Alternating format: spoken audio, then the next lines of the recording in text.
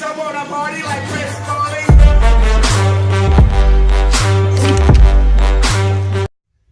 Hello, my name is Diana. Today we are going to talk about commercial policy. The commercial policy is defined as the management of the set of instruments available to the state to maintain, alter or substantially modify the commercial relations of a country with the rest of the world. It includes, among others, the tariff police, which is a protective mechanism and the collections of resources for the national treasury in the form of indirect taxes, which are levied on foreign trade operations, adding an artificial component to the price of the item and returning it, therefore less competitive. Alejandra is going to talk about the instruments of commercial policy. Continue with the topic of commercial policy. I will talk about the instrument of this policy. The first is the tariff, that is a tax applied when a good is imported into a country. There are two types of tariff. The fixed tariff, that is a fixed amount demanded by each unit of import goods, for example, $1 for each package of coffee. And there is the ad valorem tariff, which is a tax imposed as a percentage of the value of import goods, for example, 10% of the value of import coffee. Another instrument of trade policy is the subsidy to export credit. It is an export subsidy, but the form of subsidized loan to the buyer. Another instrument is state purchases. State purchases can be direct toward goods produced in the country, even though these goods are more expensive than goods imported to the country. An example is the telecommunication industry in Europe. And finally, an instrument of trade policy are administrative barriers. Sometimes the government wants to restrict imports of goods to the country. For this reason, the government established security and customs procedures to establish obstacles to trade. Now, more analysts will talk about tariff. The tariff is the price paid by the consumers or users to obtain the goods and service, determined by supply and demand. The effects of international trade policies might be affected by the natural competition in the market. If a company is the sole producer of a good in a country, it can now increase the price if there are manufacturing, supply, and free trade. However, if exports are limited by what, the same company may increase the price without fear of competition. The amount with a tariff is still increasing the maximum price that the national industry can fix. If a fixed tariff imposes on export, the domestic industry can now fix a price. However, the industry still can now increase its price until monopoly, because consumers will go to export if a price increases above the world price plus the tariff.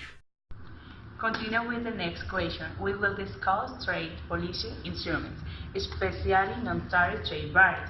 Non-tariff measures are trade policy measures different from common measures called tariffs that have the potential to affect the international exchange of goods.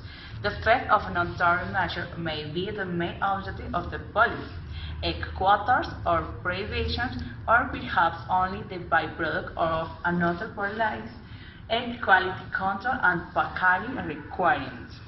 However, non-tariff measures are sometimes used as a means to circumvent free trade rules and domestic industries favor at the expense of foreign competition.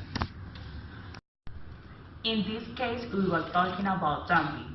Dumping is a word difficult to translate, which means that a good enters a country at a lower price than the domestic market of the country of origin, or even worse, at a price lower than its cost of production. It makes sense to sell below cost when you want to conquer a market. This practice is considered disloyal, but it is difficult to provide. In international trade, there are several ways to cause injury to domestic producers: dumping, subsidy or subsidy for the production, manufacture, transport or export of the imported good or its raw material or inputs. Smuggling, sub-billing, and technical smuggling, which is the importation of large quantities of goods declared paying tariff only on the amounts recorded.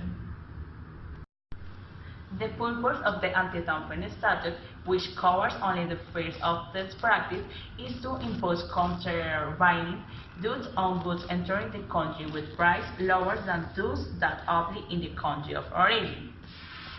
The consolidation of tariffs and their application equally to all trading parties, most favored natural treatment, or MFN, are fundamental for merchandise trade to develop smoothly. The WTO agreement established the principles but also authorized exceptions in some circumstances. In this regard, the following three questions can be cited. The first, measures taken against dumping sales at unfair low price.